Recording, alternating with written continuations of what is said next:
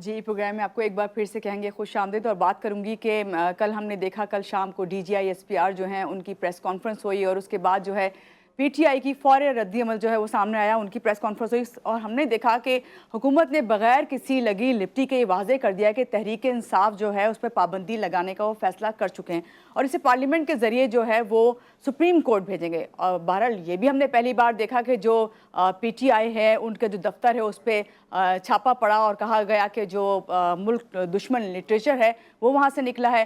इस सब पर हम बात करेंगे। हमारे साथ जो गेस्ट हैं उनसे पहले आपका तारुफ करवाऊंगी। हमारे साथ इस वक्त मौजूद हैं Syed Mohammad Ali, senior political and defence analyst हैं। इनसे मिलते हैं और बात करते हैं। अस्सलाम वालेकुम मोहम्मद अली साहब, कैसे हैं आप? जी, बहुत शुक्रिया, अल्हम्दुलिल्लाह। आप कैसी हैं? अल्हम्दुलिल्लाह। पहले तो आपका बहुत शुक्रिया कि आपने हमें ज्वाइन किया। मोहम्मद अली साहब, यहीं से बात स्टार्ट करते हैं। कल शाम डीजीआई एसपीआर की हमने देखा कि प्रेस कॉन्फ्रेंस हुई, उसमें हार्श टॉक की गई। फिर हमने देखा कि तहरीक इंसाफ के ऑफिस जो है उस पर रेड और फिर रऊफ हसन साहब की गिरफ्तारी और फिर फौरी तहरीक इंसाफ की जो है प्रेस कॉन्फ्रेंस हुई, रद्द-ए-अमल आया। ये सब मामला जो हैं और क्या आप कहेंगे इस पे कि किस तरफ जो है सूरत हाल जा रही है मुल्क की? देखिए, इसको देखने और समझने के दो अंदाज हो सकते हैं। पहला पहलू ये है कि यूं लगता है कि पाक फौज की जो क़यादत है, जिसकी जी तर्जुमानी कल डीजीआई एसपीआर ने अपने प्रेस कॉन्फ्रेंस में की जी। और उनके अफसरान और जवानों में ये तशवीश वक्त के साथ साथ बढ़ रही है हम्म। कि एक जानिब तो पाक फौज और जो हमारे इंटेलिजेंस इदारे हैं जी वो रोज़ाना की बुनियाद पे बेशबहा कुर्बानियाँ दे रहे हैं, सलामती के लिए अपनी जानें कुर्बान कर रहे हैं। लेकिन दहशतगर्दी की जो वजूहात हैं, हम्म। जिन मामलात की वजह से दहशतगर्दी पनपती है, अपने कदम जमाती है, उन उमूर के ऊपर शायद सियासी जो हुकूमतें हैं, खुसूसन एक सूबे की, वो उस पे सियासत कर रही हैं और हम्म। अवाम और रियासती इदारों के दरमियान जो एतमाद पैदा करने की ज़रूरत है, उस कोशिश को कमज़ोर कर रही हैं। ये जी मुझे लगता है कि बुनियादी उनका मकसद था इस प्रेस कॉन्फ्रेंस का। जी। चूँकि आप जानती हैं कि 4 पहलू हैं जो कि वजूहात हैं दहशतगर्दी के फैलने की, जी जबकि फ़ौज और इंटेलिजेंस इदारे तो उनके नताइज से आपको बचाने की या महफूज रखने की कोशिश करते हैं। जी। लेकिन जो 4 वजूहात हैं, उनमें पहली वजह मानूर सबसे इम्पोर्टेंट वजह जो है वो नज़रियाती है। यानी कि बेशक। वो इस्लाम को मस्त करके माह रमज़ान के मुक़द्दस महीने में जो पीसफुल हमारे बहन भाई हैं, उनके हम्म। ऊपर हमला किया जाता है, अस्पतालों और स्कूलों पे हमला किया जाता है। जी तो ये इस बात का सबूत है कि ये इस्लाम को मस्त करने की कोशिश है और जिसको हम समझते हैं कि हमारे उलमा को मिलकर तमाम मकातिब फ़िक्र के रिजेक्ट करना और एक्सपोज़ करना बहुत इम्पोर्टेंट है। जी। अच्छा, दूसरा पहलू जो है इसका माशी है कि जनाब जो ब्लैक इकोनॉमी है, क्रिमिनल गैंग्स हैं, स्मगलिंग है, ब्लैक मार्केटिंग है, इन तमाम उमूर के जो माली मावनत की जाती है दहशतगर्द तंजीमों को, जी। इसलिए इनको पकड़ना भी बहुत ज़रूरी है। तीसरा मामला ये है कि तकरीबन 15,000 मदारिस जो हैं पाकिस्तान में बदकिस्मती से, हम्म। वो अनरजिस्टर्ड हैं।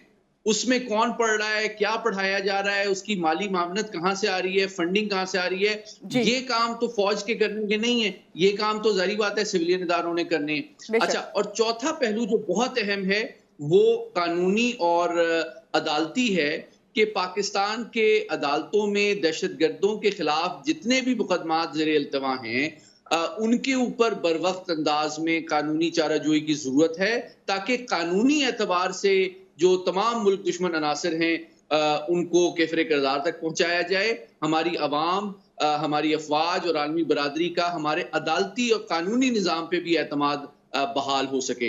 तो जी ये वो 4 पहलू हैं जो मैं समझता हूँ कि फ़ौज की क़यादत ये समझती है कि इनके ऊपर उतनी तवज्जो सिविलियन इदारे और हुकूमत और सियासी कायदीन बदकिस्मती से नहीं दे रहे, जितनी कि वो देनी चाहिए। जबकि इनके जो नताइज हैं मनफी, उनसे लड़ने के लिए फ़ौज रोज़ाना कुर्बानियाँ दे रही है। जी। तो उन्होंने वाशिगाफ़ अंदाज में ये कहा है कि सिर्फ़ फ़ौज की कुर्बानियाँ जो है, वो पाकिस्तान की सलामती की ज़मानत नहीं है।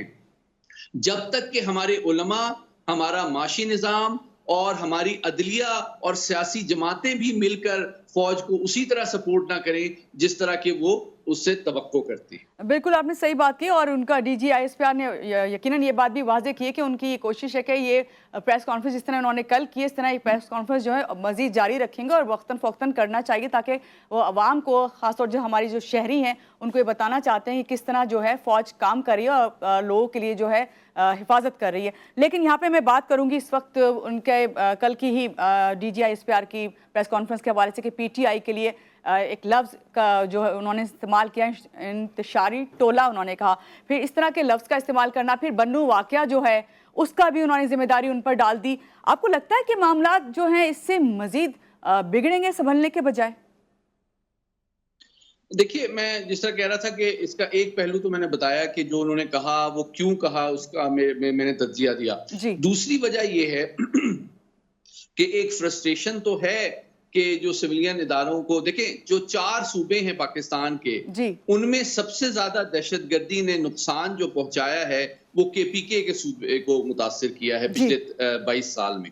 सबसे ज्यादा शहादतें वहीं हुई हैं, सिविलियंस की भी, अफवाज की भी, सिविलियन लॉ एनफोर्समेंट एजेंसीज की भी, बल्कि हमारे कई सियासी कायदीन और सियासी वर्कर्स की भी। और आप जानते हैं कि मरकजी हुकूमत ने तकरीबन 584 अरब रुपया जो है मुख्तस किया था CTD, counter terrorism department of KPK को इम्प्रूव करने के लिए। लेकिन बदकिस्मती से यूं लगता है कि जो केपीके की सियासी हुकूमत है वो किसी हद तक शायद हमदर्दी का जज्बा रखती है और एक यानी कि टाल मटोल से काम ले रही है। दहशतगर्दी के खिलाफ जंग में अपने रिसोर्सेज और कमिटमेंट उस तरह नहीं दिखा रही जिस तरह के खुद उनके अवाम की जरूरत है। उसका सबसे बड़ा सबूत जो है बन्नू वाकया इसलिए है कि देखिए, बन्नू में अगर कोई भी एहतजाज होता है तो एहतजाज करना तो किसी का भी हक है, बुनियादी तौर पे आईनी हक है। लेकिन क्या उसके मुकाम का चुनाव कैंट के सामने ये किसने किया और उसकी इजाजत किसने दी? पहली बात। दूसरी बात ये कि जनाब उसमें अगर देखिए दहशतगर्दी रोजाना बदकिस्मती से हो रही है तो उसके ऊपर उस प्रोटेस्ट मार्च की जो सलामती और सिक्योरिटी है वो जिम्मेदारी किसकी है? बात यह है कि जो वजारत दाखिला है वो एक सूबाई कलमदान है, सूबाई मैंडेट और रिस्पॉन्सिबिलिटी है। तो केपीके की हुकूमत ने ही ये जिम्मेदारी दी कि जिम्मेदारी है कि उसकी सिक्योरिटी का इंतजाम किया जाए। और देखें, मैं आपकी तवज्जो से कह देता हूं, एक सूबाई इंटेलिजेंस ऑर्गेनाइजेशन भी होती है जिसको स्पेशल ब्रांच कहते हैं, जो कि वजीर आला को रिस्पॉन्सिबल होती है उस सूबे की। तो उसकी भी जिम्मेदारी है कि देखें, अगर वो एनओसी दे रहे हैं तो वहां सिक्योरिटी का इंतजाम ठीक है, वहां पे जो प्रोटेस्टर हैं उसमें किसी के पास असलहा तो नहीं है। अच्छा, अगर उसमें असलहा है तो उसको पकड़ा क्यों नहीं गया? उनमें कितनी एफआईआर दर्ज हुई? तो ये तमाम मामला जो है ये फौज के देखने के नहीं है। फौज पाकिस्तान के आईन के मुताबिक उसी वक्त सिविलियन लॉ इन्फोर्समेंट एक्शन के लिए एक मदद के लिए आ सकती है, in aid of civilian administration, जब कानूनी तौर पे, बाज़ाब्ता तौर पे उस सूबे के वजीर आला या गवर्नर जो है उनको तलब करे, जो कि इस मामले में नहीं हुआ। लेकिन जब कुछ बहुत ही अफसोसनाक वहां पे वारदातें हुई, कुछ शरपसंद लोगों ने वहां पे फायरिंग की, तो उसका इल्जाम फौज पे डाला जा रहा है कि जनाब जिन्होंने फायरिंग की आपने उनको गोली क्यों नहीं मार दी? ओ भाई, अब अगर किसी कहीं पे कोई पुलिस का या क्रिमिनल्स की झड़प हो रही है तो उसमें फौज अपने तौर पे तो नहीं कूद पड़ेगी।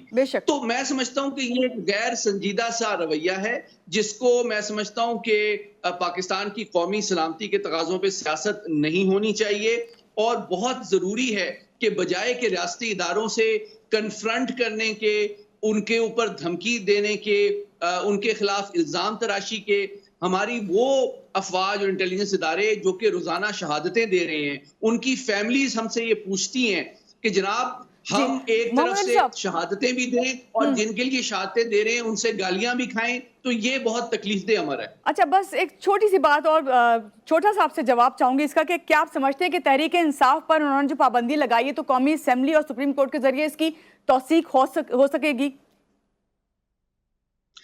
देखिए, मैं समझता हूं कि जिन सबूतों की बुनियाद पे वफाकी हुकूमत ने ये फैसला किया है, मैं तवक्को करता हूं कि उनके पास इसके कवी शवाहिद और सबूत मौजूद होंगे और मैं यकीन करता हूं कि उनके अटॉर्नी जनरल और उनके वजारत कानून की मशावरत के बाद ये फैसला किया गया है, और वो यकीनी तौर पे पुरएतमाद हैं कि इन सबूतों को वो आला अदलिया में डिफेंड कर सकेंगे, तभी उन्होंने ये फैसला किया है।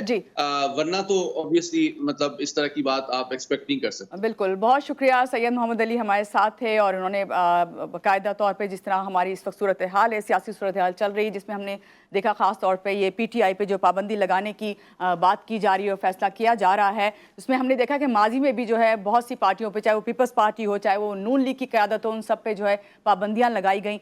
लेकिन क्या पाबंदियों से पार्टियाँ पाबंद होती हैं? सवाल यही है। यहाँ पे लेंगे एक ब्रेक और ब्रेक के बाद जब वापस आएंगे तो बहुत सारी बातें होंगी, बहुत सारी इन्फॉर्मेशन और होंगी, आपकी लाइव कॉल्स भी। हमारे साथ रहिएगा।